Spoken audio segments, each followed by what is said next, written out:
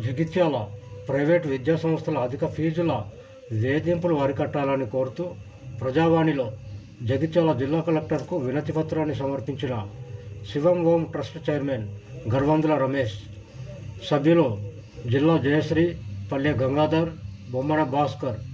ఈ సందర్భంగా trust chairman గర్వందుల Ramesh మాట్లాడుతూ, ఈరోజు ప్రజావాణిలో అందులు బ్లైండ్ పిల్లలకై దరఖాస్తు ఇవ్వడం జరిగింది. అంతకు ముందు కూడా దరఖాస్తు ఇవ్వడం జరిగింది. పూర్తిగా తెలంగాణలో 2 స్కూళ్ళు మాత్రమే ఉన్నాయి.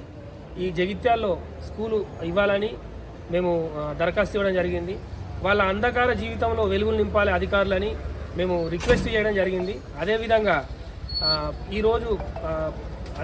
ఈరోజు మన జగిత్యాల సిటీలో కార్పొరేట్ స్కూళ్ళు చాలా విధాలుగా పిల్లల్ని ఇబ్బందులు గురి చేస్తున్నాయి. ఫీజులకై వాళ్ళను ఎగ్జామ్ రాయలేకపోవడం, వాళ్ళ మీద ప్రెషర్ ఎక్కువ చేయడం, దానివల్ల పిల్లలు సూసైడ్ చేసుకోవడం కూడా జరిగింది. మనం పేపర్లో, టీవీలో చూడడం జరిగింది.